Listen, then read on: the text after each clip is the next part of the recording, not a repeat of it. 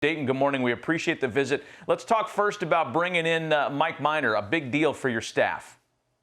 Yeah, Matt. I mean, we're excited to once again sign Mikey Minor. We've admired him for a long time. He gives us stability and really helps anchor a very young, developing pitching staff.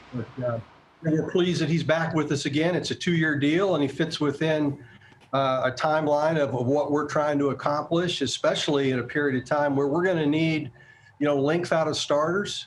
We believe he can give us 200 innings, and so it's really, really important that we're able to bring him here to Kansas City once again. Hey, Dayton, it's Harold here. You've been to the top of the heap, won the World Series, went there a couple times actually, and now you're building it back up once again. So where are you in this timeline for the Royals right now?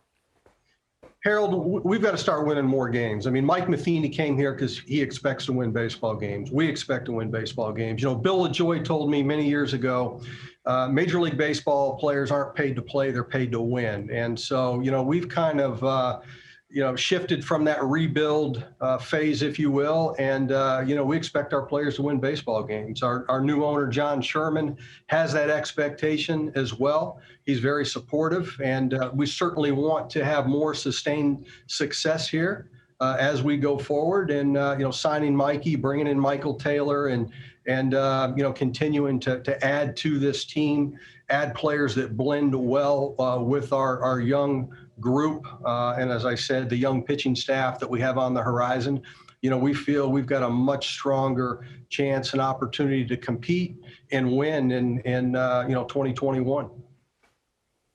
It's interesting. I saw the signing of Michael Taylor, who's had all this upside potential in Washington. And in the game now, where we're at with so many analytic-driven ideas and old-school thinking, there's been this kind of cross-section of trying to figure things out. You come from a scouting background. So where are we at in baseball with able to take the data and the eye test and be able to put players together and figure it out? Where are we in the game?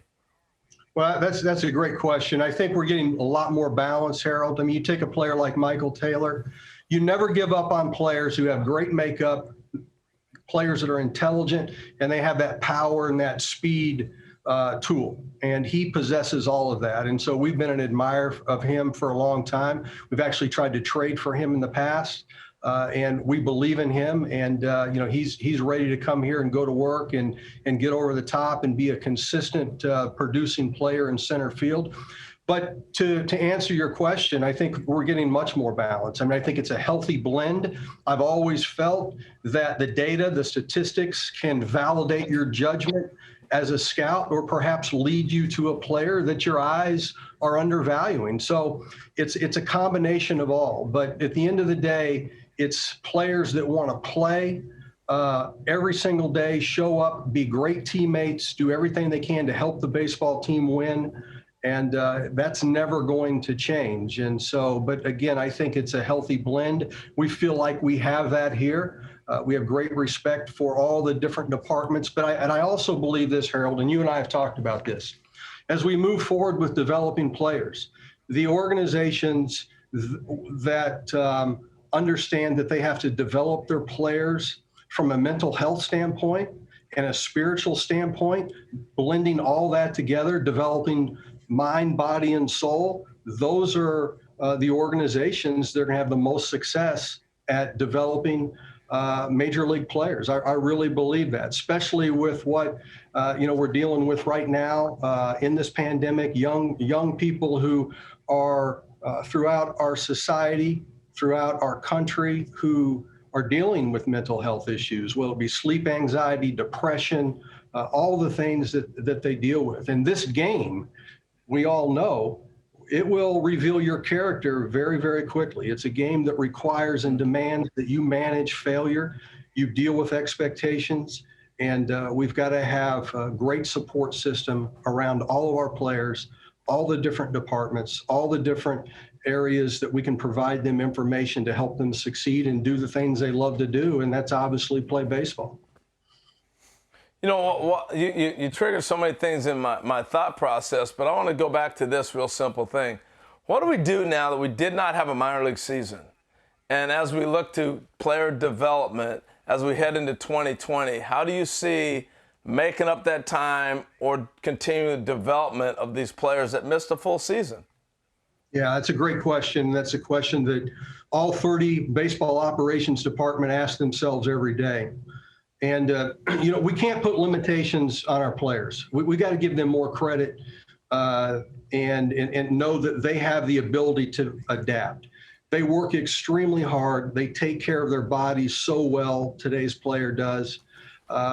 Mentally, they're very, very hungry. Yes, I mean, they're going to obviously maybe have some setbacks from a skills standpoint, but let's not put limitations on them. Let's not put a ceiling on what 2021 can look like. Let's believe in the player. Let's trust them, and let's allow them to go out and play. That's the reason we have minor league coaches and managers and pitching coaches, is to monitor the workloads, keep the players healthy, know when they need an off day, know when to come alongside of them. Let's trust in the experience of our coaches and our minor league system, and let's believe in the player.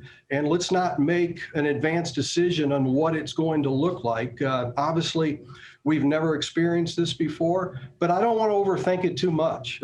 These guys play baseball. They're young players. They're genetically gifted to play this game, and they have a great desire. Today's player has a great desire to be successful. They have so much information available to them. Together, if everybody puts their minds together, we will manage through 2021, and we'll probably be better for it in the long run. Dayton, more in terms of the pandemic and how it's kind of changed how everybody's had to do their business. I'll go back to the trade deadline when you guys were pretty active. The fact that there were no scouts in the ballpark leading into the trade deadline is obvious because nobody was in the ballpark. So how specifically did you, a guy who comes from a scouting background, and your staff evaluate players, and how do you continue to do so even though you can't put your own eyes on them? Well, the important thing is, Matt, I mean, our scouting staff is very experienced, and they have great history with the player. And a lot of times they've known these players since they were 16, 17 years old. They've watched them progress through the minor leagues. They've watched them develop as major league stars. And so we have that history. Of course, we have all the data that's available to us today. All of our scouts watched as many major league games as possible. Of course, you rely on the judgment of your major league coaching staff, other coaches throughout the industry that you have relationships with, different people in different clubhouses that can provide you information. I mean, there's still plenty of opportunities to get information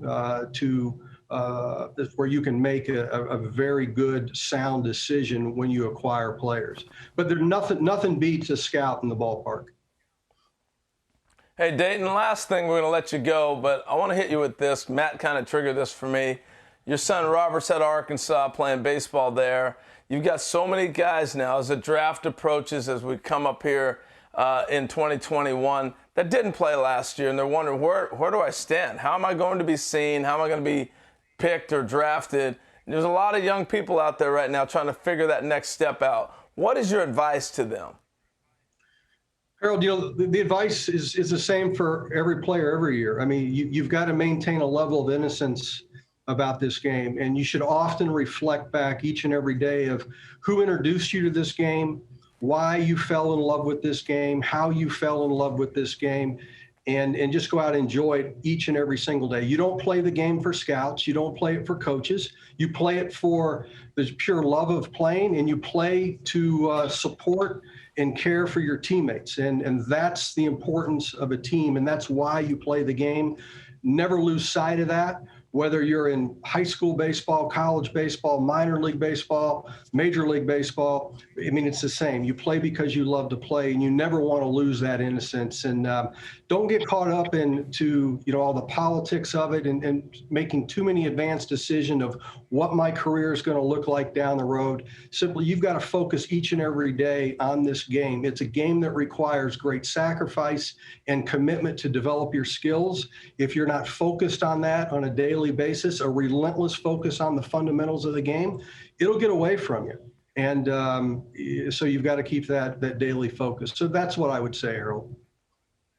What a great way to wrap it up. Stuff. Maintain a level of innocence around the game. Those are some great words for us to keep in mind as well for our jobs too, Dayton. We appreciate the visit as always. We wish you and your family the best this holiday season, and I'm sure we'll check in with you again before the hot stove season is over with.